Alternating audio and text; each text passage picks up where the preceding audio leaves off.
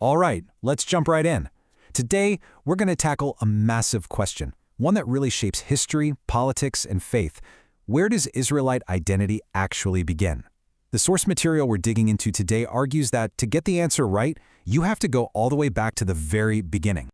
So where does it all start? I mean, really. Our source text argues it's not with some tribe or a big kingdom, but with this one fundamental question. And it makes a pretty bold claim. If you get this starting point wrong, you're going to misunderstand pretty much everything that comes after. And here it is, the source's absolute, non-negotiable starting point. It argues that any serious, good faith discussion about this identity has to begin where the Bible itself begins, with one man, a guy named Abraham. Everything else? It's secondary. Okay, so this slide lays out the core idea of our whole explainer. The argument is that Israel's identity isn't some modern concept. Nope, it's anchored in three ancient realities, all tied to this one man. Who he was, where he was from, and the promise he was given. The person, the place, and the promise. So let's unpack that first piece of the puzzle, the person. And the source presents a pretty radical idea here, that the nation of Israel didn't start as a group of people, but as a promise made to one single man. The source calls this covenantal identity. Now, a covenant, you can think of it like a super serious binding promise or agreement. But the key thing here, the thing you really need to get, is the sequence. It's not God finding a nation that already exists to make a promise to. It's God making a promise to one person in order to create a nation. The promise comes first, then the person, and only then do the people emerge from that. This slide shows exactly how that's supposed to work. It all starts with the covenant, that big promise made to Abraham. And at that exact moment, the source argues, Abraham himself is the nation, kind of like in seed form. The 12 tribes that show up way later, they're not the origin point. They are just a distribution of that single identity that started with him. And that is the key takeaway from this whole section. Get this. Before Israel was a they, it was a he. This idea, that the identity is personal before it ever becomes collective, is the foundation for absolutely everything else we're going to talk about. Okay, so if the identity kicks off with just one person, the next logical question is, well, where was this guy from?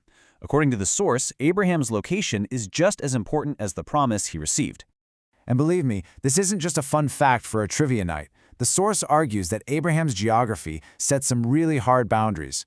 Where he came from has a direct impact on who can lay claim to this identity today. You know, what's amazing is that the text gives us a surprisingly specific travel itinerary. It traces this clear path from Ur of the Chaldeans, that's in modern-day Iraq, up through Haran in Turkey, and finally down to Canaan. This isn't some vague mythical landscape, it's a real concrete journey through the ancient Near East. So when you trace that path, the conclusion is just unmistakable. Abraham's origins are firmly planted in West Asia.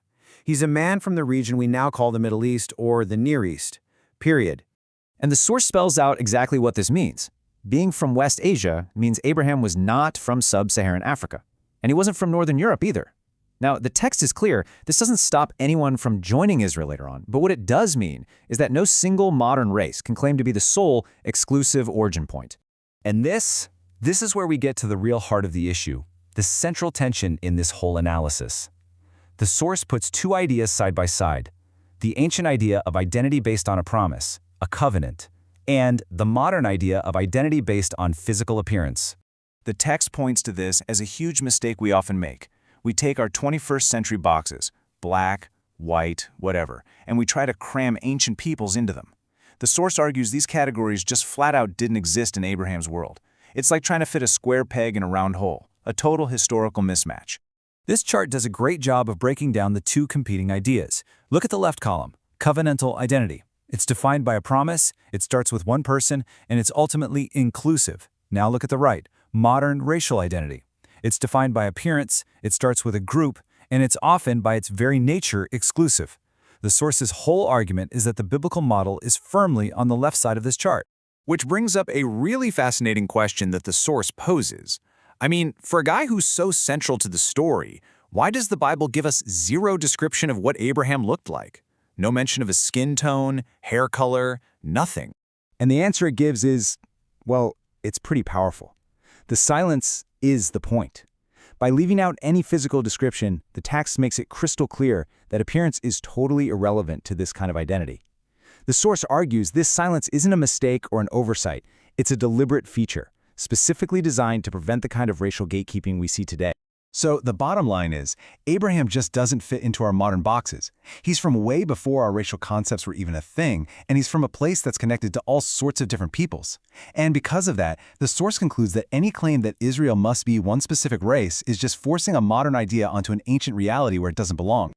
Okay, we've looked at the person, we've looked at the place, and we've looked at the promise. So let's tie this all together for the ultimate takeaway. And you know what? It all boils down to this. This one, simple number, one. One man. The source argues that the entire basis for a non-racial identity is built on this singular origin. And here's that main idea again, but stated with real force. You don't need complicated theories or modern debates. According to this text, the story of Abraham, all by itself, is enough to completely dismantle any claim of a racial monopoly over Israelite identity. So to just recap the big ideas the source lays out. Identity starts with one guy from West Asia. It's defined by a covenant, a promise. And it is not defined by modern racial categories because they just didn't apply. And that leaves us with one last big question that just naturally flows from all this. If the way in isn't about biology or appearance, but about a promise, then what does that mean for who gets to be a part of this story today? Now that's a question worth thinking about.